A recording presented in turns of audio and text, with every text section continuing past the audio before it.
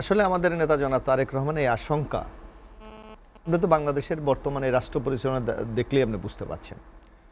Doctor ইউনূসকে যেই সমর্থন বাংলাদেশের রাজনৈতিক দলগুলি সাধারণ মানুষ দিয়েছে, এই সমর্থন মানে বাংলাদেশের ইতিহাসে কোনো রাজনৈতিক দল বলেন বা কোনো শাসক পায়নি।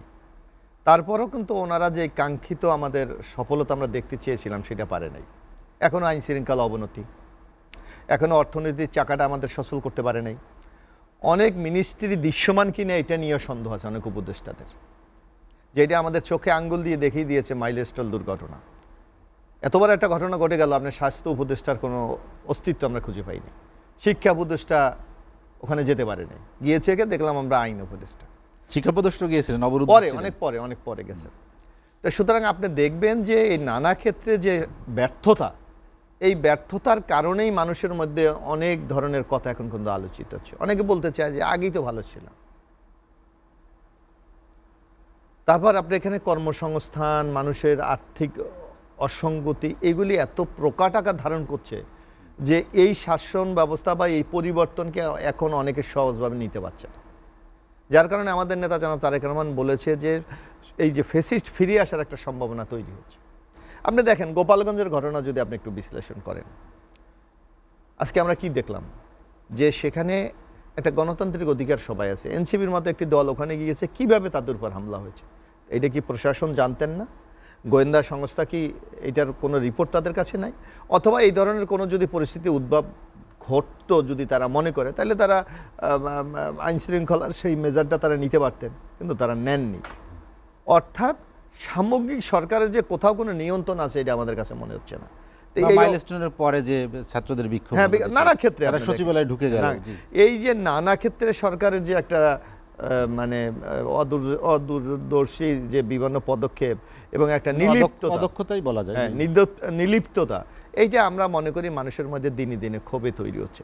যার জন্য কিন্তু আমাদের দলের পক্ষ থেকে আমরা স্পষ্ট ভাষায় বলছি, এই অবস্থা উত্তরণের দরকার একটি অবাধ, সুস্থ, নিরপেক্ষ নির্বাচন খুব শীঘ্র, যার মাধ্যমে জনগণের ক্ষমতা জনগণের কাছে ফিরিয়ে দিয়ে প্রমাণ করা যায় যে না, জনগণের একটি সরকার প্রতিষ্ঠিত হয়েছে।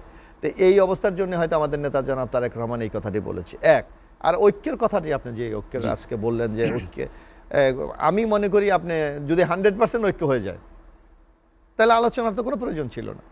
আমরা একটা অর্ডিন্যান্স দিয়ে বলে দিতে হলো যে এই 20টি দফা আমরা বাস্তবায়ন করতে চাই, রাজনীতির দলগুলি আপনারা সহযোগিতা করেন।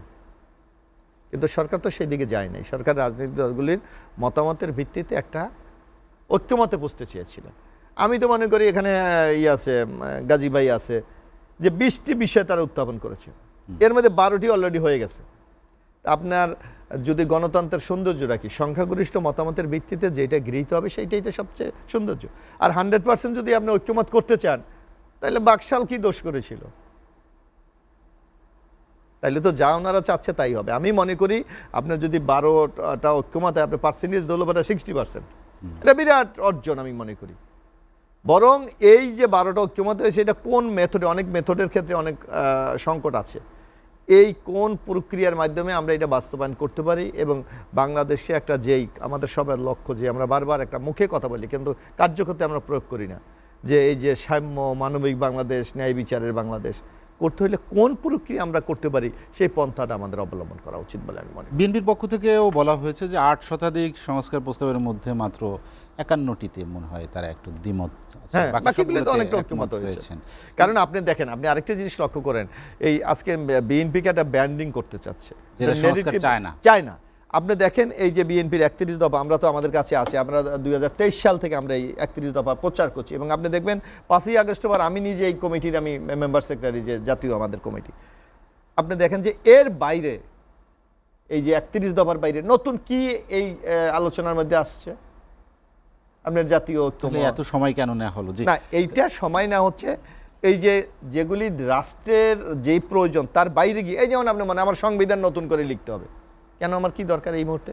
আমার রাষ্ট্রের মূলনীতি চেঞ্জ করে দিতে হবে আমাকে এখন। এই যে পিআর, হঠাৎ করে একটা পিআর চলে আসলো, অর্থাৎ আপনার যেই কাজ আমার সবচেয়ে বেশি প্রয়োজনীয় সেটা না করে অন্য কাজে আমি বেশি সময়টা ব্যয় করছি। আপনি বলছিলেন যে তাহলে তত্ত্বাবধায়ক সরকারের বিষয়টা আগে কেন ফয়সালা হয়নি, যেটি গতকাল আলোচনা হলো এবং সেখানেও না দেখলাম না, আমরা দ্বিমত আছে। তত্ত্বাবধায়ক নিয়ে তো কারো কোনো দ্বিমত নাই।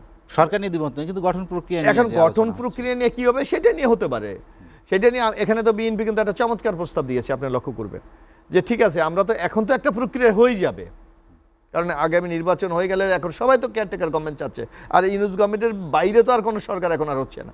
তো সুতরাং বরং আপনি যদি মনে করেন যে এই প্রস্তাবের সাথে আপনি দ্বিমত পোষণ করেন, আপনি আগামী দিনে নির্বাচনে ম্যানিফেস্টো দেবেন, আপনি সেখানে আপনি বলেন যে আমাকে যদি জনগণের রায়ে যদি আমি আগামী রাষ্ট্র ক্ষমতার দায়িত্ব পাই আমি, তাহলে আমি এই এই জায়গায় সংস্কার করব। তো রায় নিয়ে আপনার এত ভয় কেন? না, আপনি এখানে দেখেন জুলাই ঘোষণা বা সনদ যেটা বলেন এটা তো একটা দরকার, এটা অস্বীকার করা, বিএনপি কিন্তু এই ব্যাপারে ঐক্যমত যে একটা হওয়া দরকার। এখন হলো জুলাই ঘটনার মূল আমার কাছে যে জিনিসটি মনে হচ্ছে এটা একটা আইনি ভিত্তি হবে কি হবে না, স্বীকৃতি দেওয়া তাদেরকে। কারণ আমি মনে করি এনসিপি বা বৈষম্য বিরোধী আন্দোলন তারা মনে করে হয়তো কোনো দিন এটা নিয়ে তাদের সংকট তৈরি হতে পারে, যে বাংলাদেশের ইতিহাসে দেখা গেছে এরকম বহু ঘটনা যে সরকার পরিবর্তন হলে অনেক কিছু ঘটে।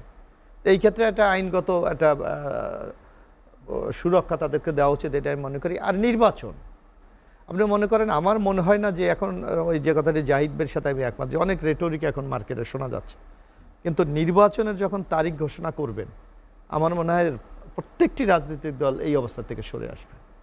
কারণ এখন এই নির্বাচনটা আগামী দিনে জনগণের দীর্ঘদিনের একটা তৃষ্ণা, একটা ক্ষুধার্ত অবস্থা যে তারা ভোট দিতে পারেনি, সুতরাং তারা ভোট দেবে এই আকাঙ্ক্ষাটা তাদের মাঝে আছে। বরং মনে করি ওই যে একটা কথা আছে না, ট্রেন যদি কেউ মিস করে, এটা এই পরিবেশে সেটা আমার মনে হয় সেই রাজনৈতিক দলগুলি তার খেসারত দিতে হবে। আর অনেকে অনেক কথা বলে যে এই নির্বাচন ঠিকভাবে হবে কিনা অথবা এই সরকার পারবে কিনা।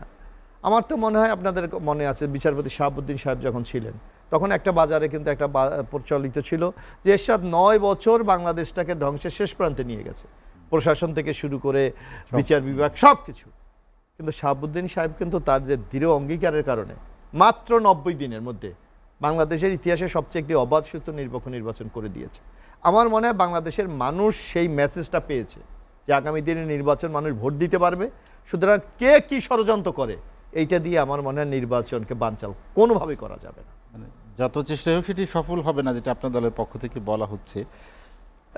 আলোচনার একদম শেষ দিকে চলে এসেছি, জাস্ট একটু জানতে চাই যে আপনাদের নেতা আর দেশে আসছেন না, তাই নির্বাচন কবে সেটি নিয়ে এক ধরনের প্রশ্ন। না না, আমাদের নেতা আপনি জানেন যে তারেক রহমান ইতিমধ্যে উনি নিজেও বলেছেন, উনি একটা এর মধ্যে পটুয়াখালী জেলা বিএনপির একটি সম্মেলন উনি বলেছেন খুব শীঘ্র আমি আপনাদের সাথে আমার দেখা হবে, উনিও রেডি আছে। সরকার যদি আমি আশা করি 5 তারিখ যদি প্রধান উপদেষ্টা সুনির্দিষ্টভাবে নির্বাচনের একটা ঘোষণা দেন, আপনারা খুব শীঘ্রই তারেক রহমানকে বাংলাদেশ দেখতে পাবেন।